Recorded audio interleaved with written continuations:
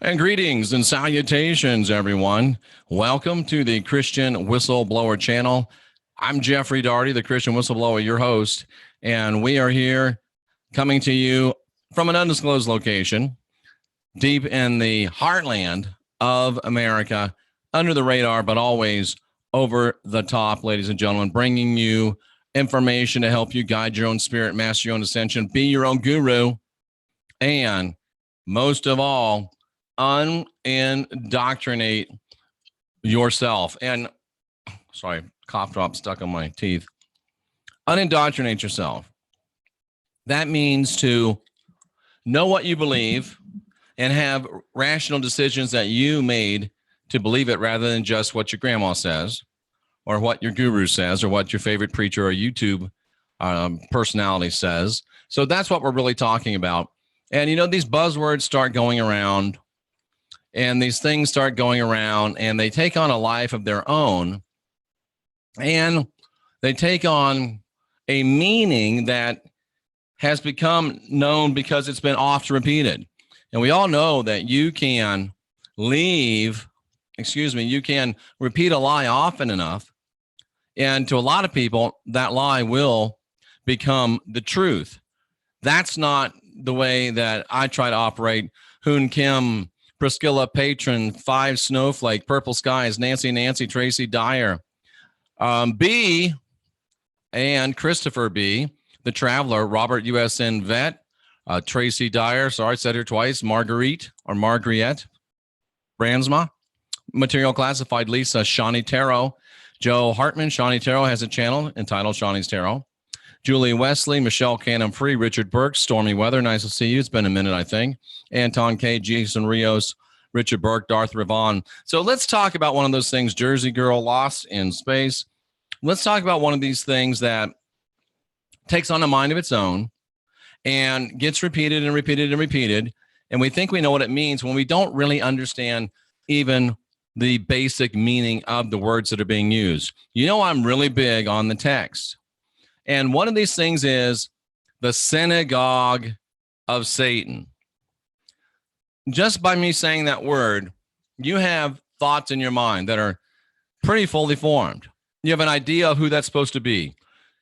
People that claim to be Jews but are not. They're the synagogue of Satan. So right away, you're looking for something satanic. You're looking for something Jewish.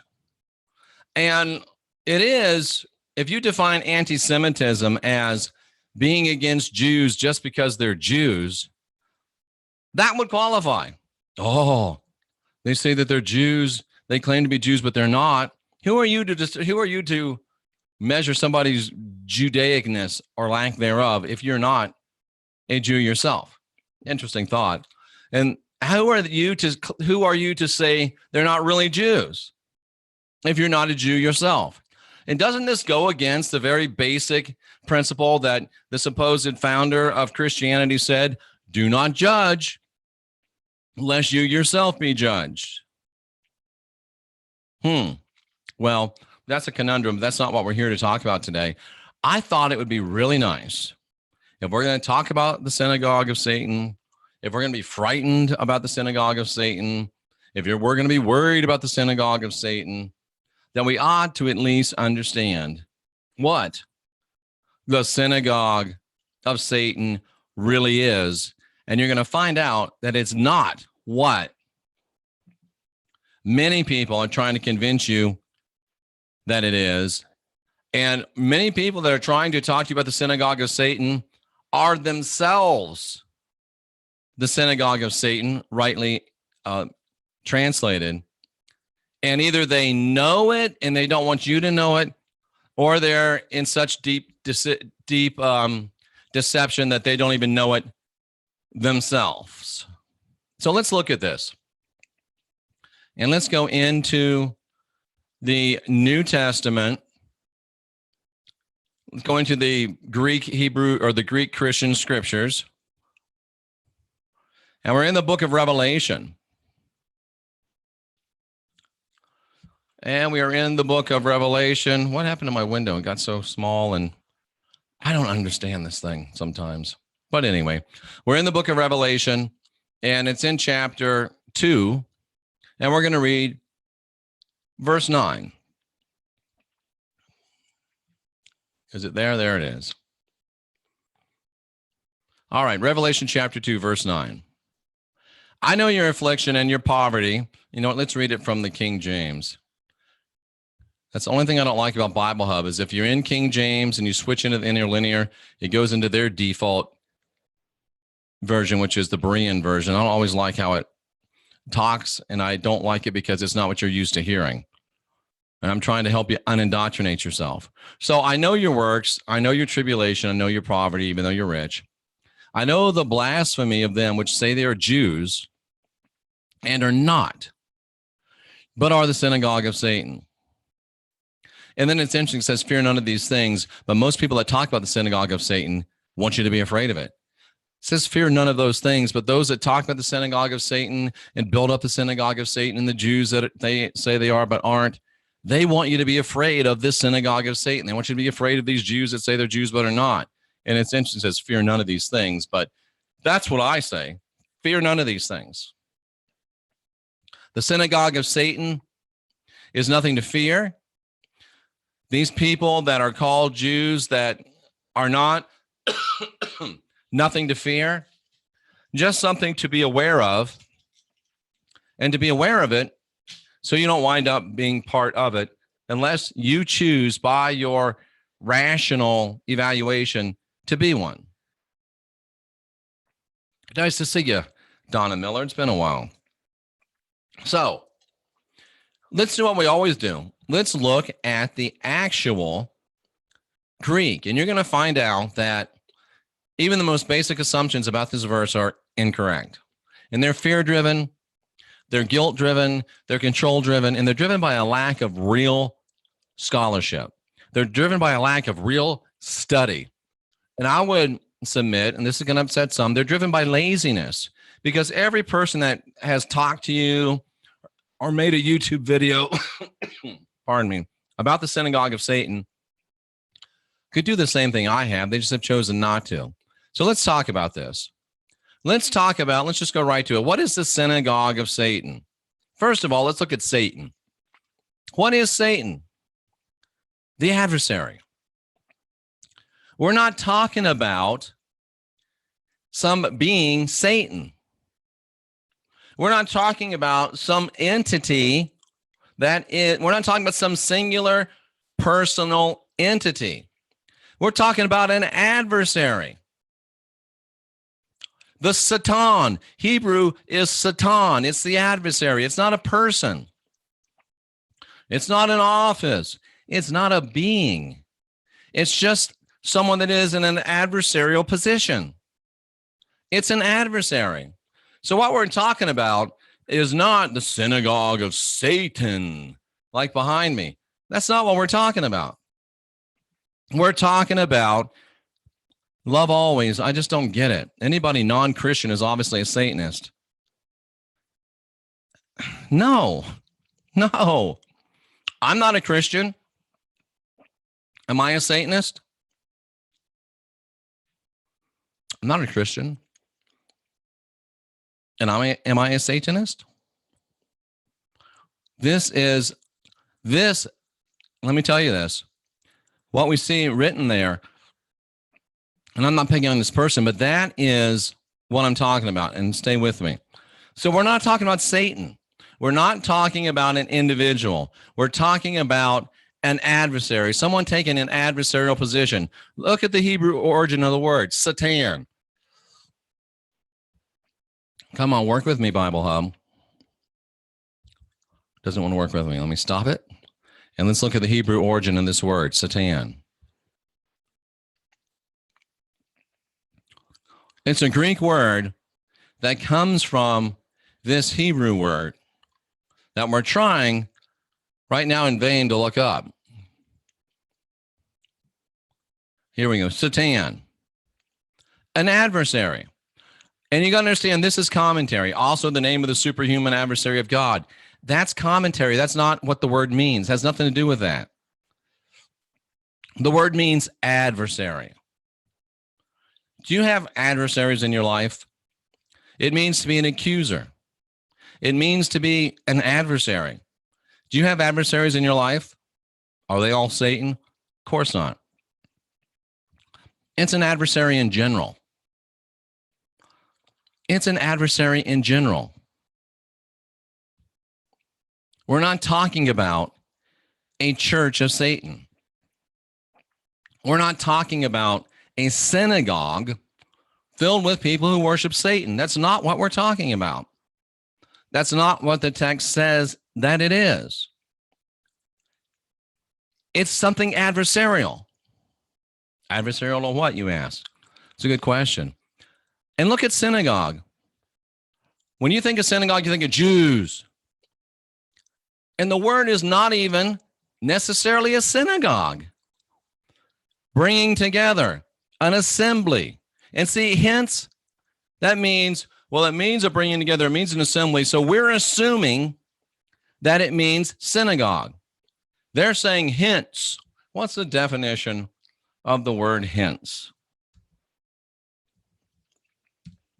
The definition of the word hence is as a consequence for this reason. It means a bringing together and an assembling.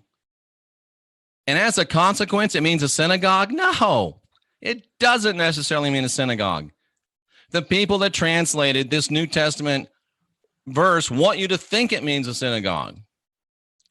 It's a bringing together. It's an assembling. For this reason, it's a synagogue. No, makes no sense. It's a bringing together. It's an assembling. It's a congregation. It's a place or the people gathered in a place. Right now, we have here in this chat room, we've got a synagogue. We got a synagogue going on. Get your synagogue on, folks. It's an assembly of men or women. It's an assembly of what? An assembly of people that are in an adversarial position. It's an assembly of people that are in an adversarial position. The end. The end. Just that changes the entire context of what most of you believe about the synagogue of Satan. Is the synagogue of Satan scary? Yeah. Is a assembly of people in opposition scary? No. Sounds like home. So Paul or John is saying that, and I didn't want to go here, but let me go here. Who's saying this, ladies and gentlemen? Who's saying this? The person who's saying this is, these are the words of, this is the person saying this. The first and the last who died and returned to life. When I first read that, I was thinking, was that written by Bram Stoker? He wrote Dracula. Was that written by Anne Rice? She wrote Interview with a Vampire. And the whole series of those vampire books. He's the first and the last, the one who died and returned to life. Whoever this is who died and returned to life, that's a ghoul. That's a lich. That's a zombie. That's a revenant. That's a vampire. And that's who most of you who are Christians are worshiping. Someone who died and returned to life. And you say you don't believe in magic. Can we put this in perspective just for 1 second? Can we put this in context just for 1 second?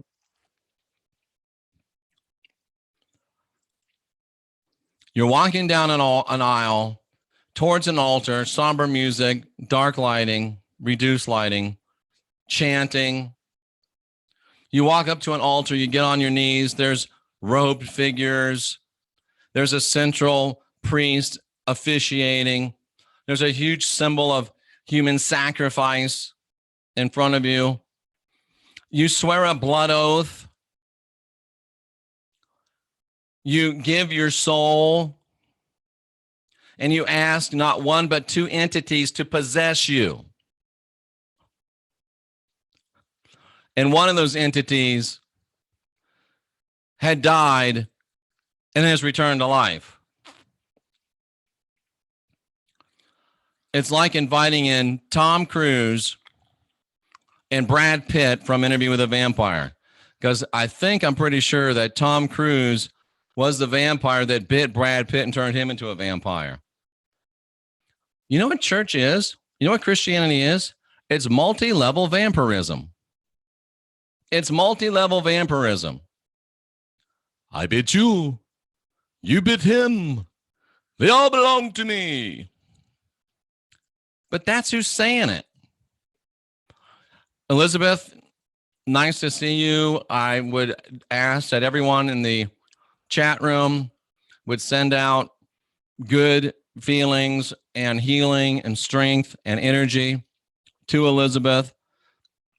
I received a message from her that she encountered what can only be called a personal tragedy yesterday.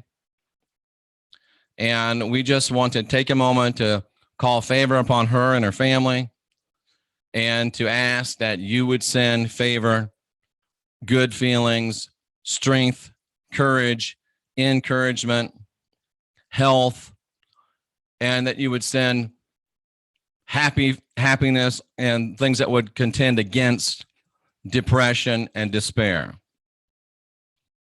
So this first and last who died and returned to life, this ghoul, this vampire, this revenant, this zombie is saying, there's an assembly of people who are in opposition to me. There's an assembly of people that are in opposition to me. And they falsely claim, and it's funny, the word is ouch, to be Jews. But they're not. And forget that part I just threw in. I'm just throwing it in to give context. Well, it's difficult when you're reading a book that contains the instructions of how to destroy you.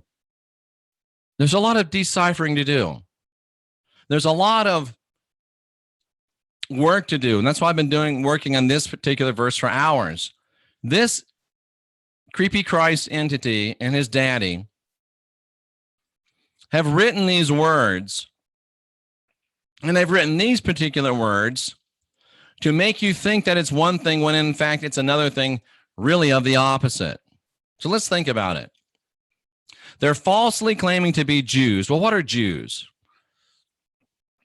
Well, that's a Jew. That's a person that believes in Jewish stuff. Okay, it's a person that believes in Jewish stuff. And they falsely claim to be Jews, but they're not.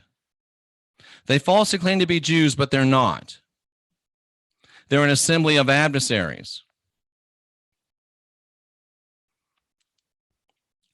What if, and I think it does mean, it's got us all looking for this synagogue, this Jewish-based flock of Satanists, which doesn't exist. And they're employing opposite. They're employing upside down here. Because what they're really saying here, and you can take this or leave it, I'm admitting openly it's a little speculative. But I think I'm right on.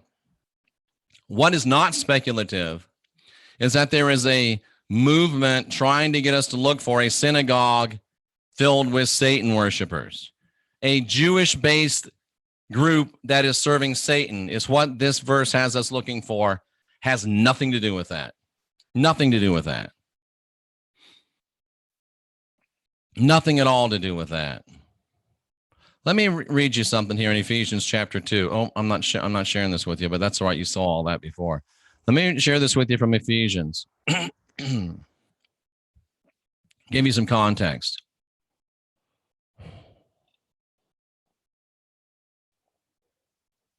Okay. Paul's talking to the church, right? Wherefore remember that in the past, being Gentiles in the flesh, you were called the uncircumcision by those that are called the circumcision. So you used to be Gentiles, and the Jews used to say that you're not Jews.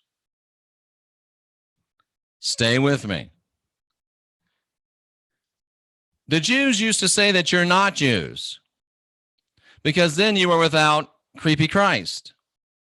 Then you were aliens from Israel, from Jews, and strangers from the promises of the Jews, the covenants of the Jews, and without the God of the Jews. But now, creepy Christ has taken you who were far away from the Jews and has brought you near to the Jews. How? By the blood sacrifice of creepy Christ. Do you see what this is saying? You weren't Jews. You were different. You were way far away from Jews.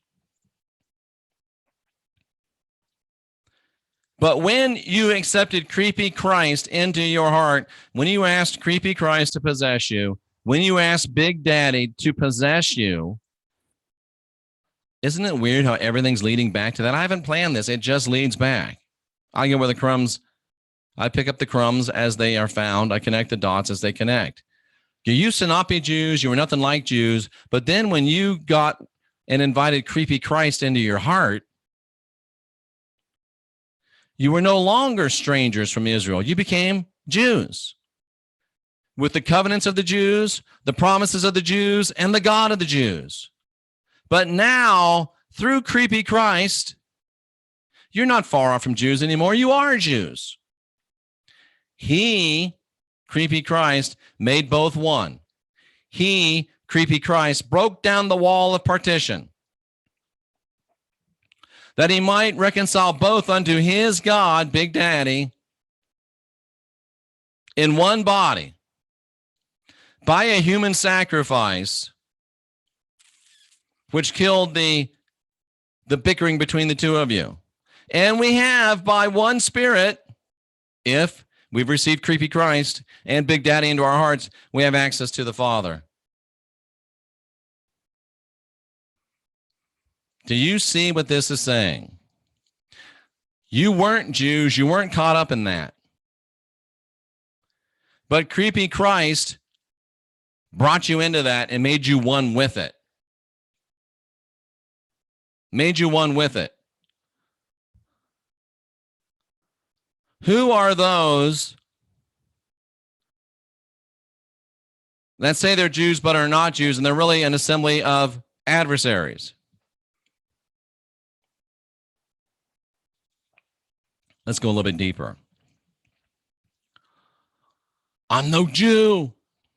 Well, did you accept the blood of Jesus to wash away your sins? Yeah, I did. The idea of blood sacrifice to wash away sins comes from where? Judaism. When you went up and got saved, you walked up to a what? An altar. Where did they get the idea of the altar from? Judaism. Ooh. Do you pay your tithes and your offering? Where'd that idea come from? Judaism. Oh. Yeah. Do you celebrate Easter? Where'd that idea come from? Passover. Judaism. Ooh.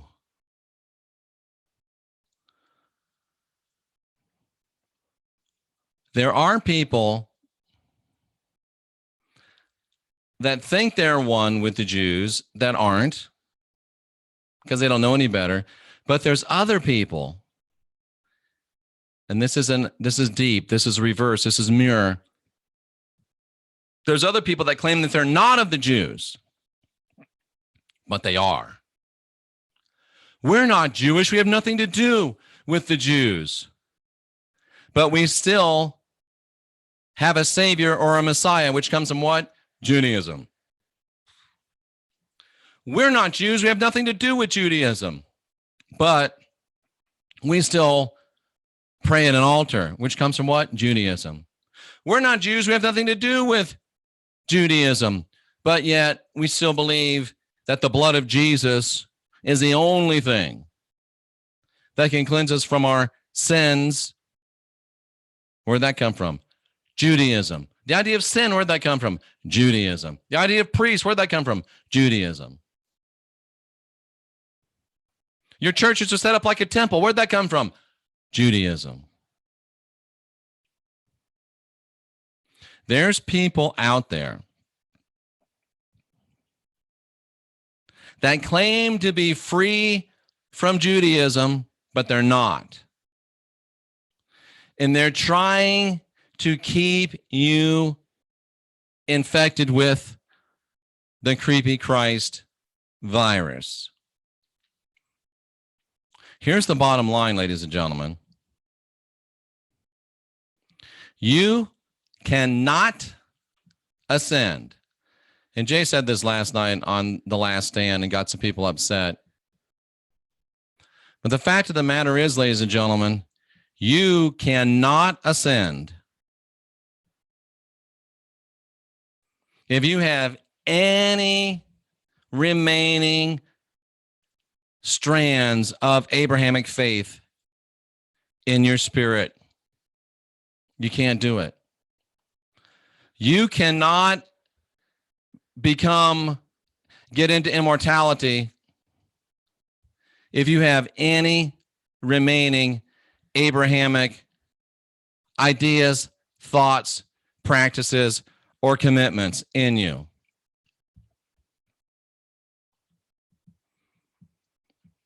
What's the New Testament? Who was it written by? What's it based upon? It's a Jewish document written by Jewish people based upon Jewish thoughts and ideas. What did the founding figure of this new religion say? Beware the doctrine of the scribes and the Pharisees. Everything I've just talked to you about comes from the scribes and Pharisees. Now, if you want to be of this synagogue of adversaries, people that are adversarial to divinity, sovereignty, and freedom individually, people that believe that you are nothing until you have this, you're empty and can't do anything or go anywhere until you're filled by this creepy Christ entity, this Father entity. People that think that you are lacking, that you don't have enough, that you need their I am because they don't believe we are divine. They don't believe we are sovereign. They don't believe we are free. They think we need something else, and they've got it. They're more dangerous than this guy, because this guy lets you know who he is. He shows you his horns. He shows you those fuzzy eyebrows. He shows you those ears. He shows you those wings. He shows you who he is. I'm not afraid of this guy.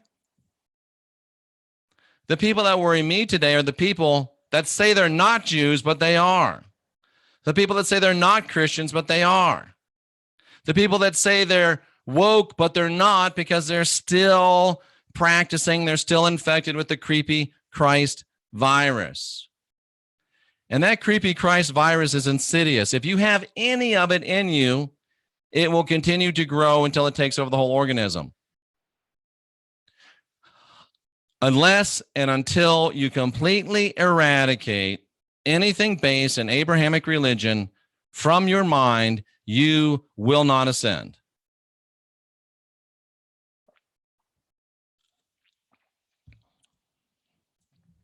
And the truth movement is stock full of people. The truth movement is stock full of people that say they're not Christians, but they are. That say they're not practicing Abrahamic religion, but they are. That say they're not Jews, but they are. Because they're practicing doctrine, they're embracing belief They're espousing and expounding messages that are based in Judaism that come from the table of the scribes and the Pharisees, and you're under the table like a dog licking up the crumbs that fall.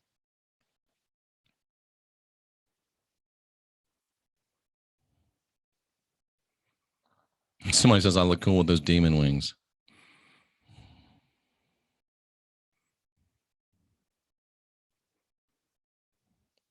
That's all I got to say. There is no Jewish-based organization filled with Satan worshipers that's hiding behind a bush trying to take you down. Doesn't exist. It's a fear tactic. It's a guilt tactic. It's a control tactic. The synagogue of Satan, as a Jewish entity filled with Satan worshipers, does not exist. Doesn't exist. But there is an assembly of people adversarial to your ascension that say they're not Jews, that say they're not Christians, that say they're not Abrahamic, but are. Revering a book written by Jewish people, full of Jewish doctrine, inspired by Jewish doctrine. Revering a Messiah/Savior straight from Jewish doctrine. Claiming as their deliverance a blood sacrifice coming straight from Jewish doctrine. And don't forget, they always want the tithe. That comes straight from Jewish doctrine. If you want to make me this guy, go ahead. Have I become, because I tell you the truth? Those ears look pretty good on me. Have I become this guy because I told you the truth? I do share some common characteristics with this guy. I'll tell you who I am right up front. There is no fronting here. I get a better haircut than him, but there's no fronting. I am not a Christian. I have nothing to do with Abrahamic doctrine. In fact, I got one business. My business is killing Abrahamic doctrine. And cousin, business is a booming. I'm Jeffrey Daugherty, the Christian whistleblower.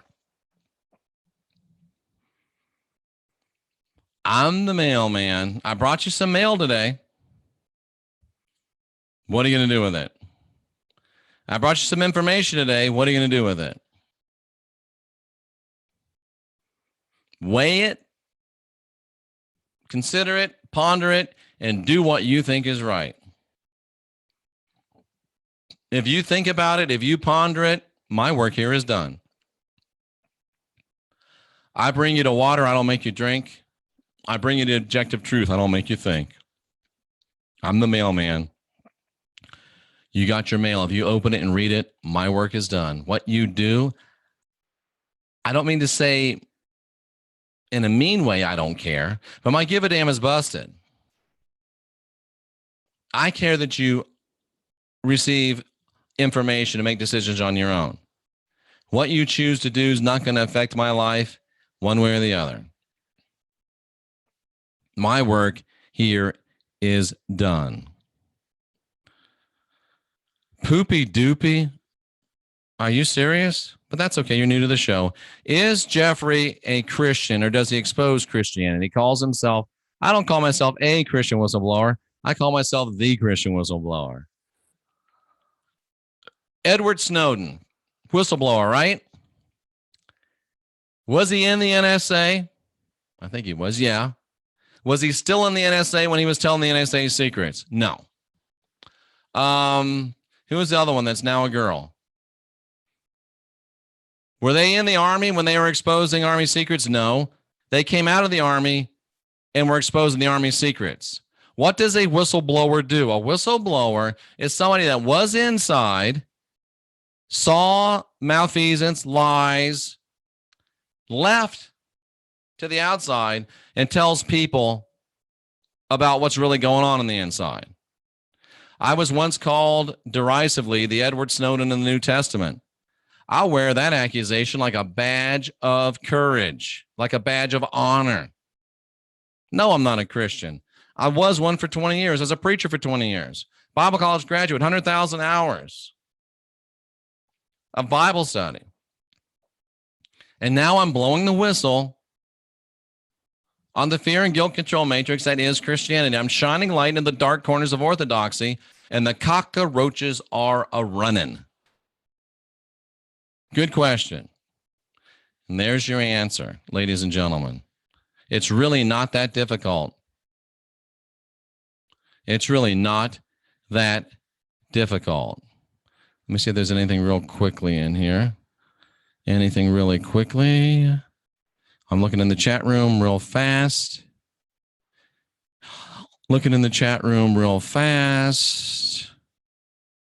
Anti-Abrahamism, absolutely. Only you know if you're clean of the creepy Christ virus. That's true. Baphomet's just another symbol, says Pisces 69. Lots of woke channels claiming to help you ascend are doing the opposite, says Tracy Dyer. I'm glad you said it so I don't have to. But I would have. What's that devil doing with his fingers? How did you wake up from the Christian matrix? Slowly. Let's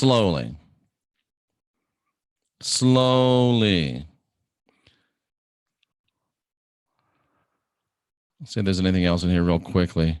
King James changed the name of a very important term. Yeah, he changed a lot of names. Marilyn Manson makes the chat room. That's great. What if you are all wrong? What if you're all wrong? What if I'm wrong? If I'm wrong, then I don't want to be right. Because if I'm wrong, that means a God that murders babies, that says cut babies out from their mother's belly, a God that has exterminated whole cultures, a God that kills people indiscriminately, a God that's jealous, a God that's wrathful, a God that's angry, and a God that's willing to throw people into a lake of fire to burn forever, a God that tells me that my baby girl that I held as soon as she came out of her mama was filled with sin. If that's who God really is, and I'm wrong, send me to hell. I don't want to serve your ass, and I won't do it. Hope I cleared that up.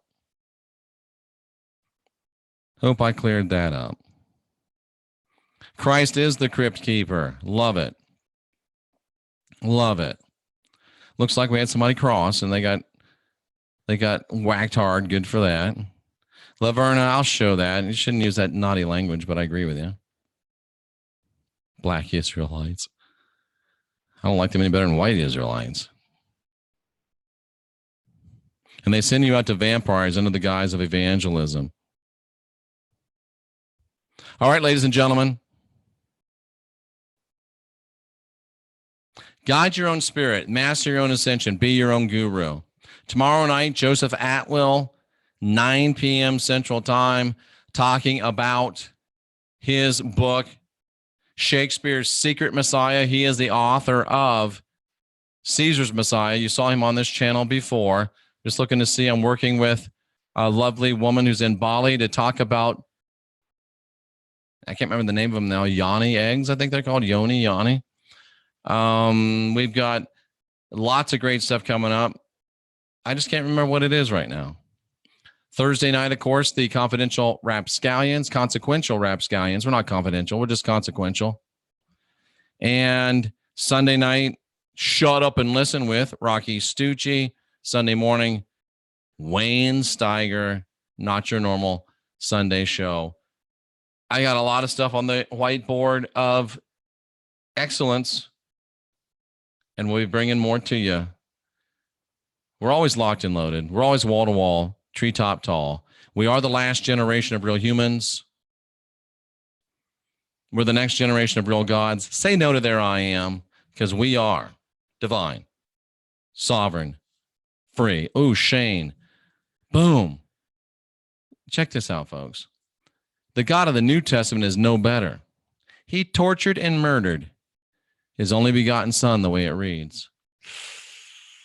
Yeah, if that's your God, you can have him. I will not serve him no matter what. If he's really God, he's going to have to murder me too, because the one thing he ain't going to get is my worship. Not anymore. I'm over that. Thank you, Shane. That was a great way to finish this message. Ladies and gentlemen, just ask questions and then question the answers, even yours, even mine. At the end of the day, we'll never get it all right. All we can do is work very, very hard to unindoctrinate ourselves.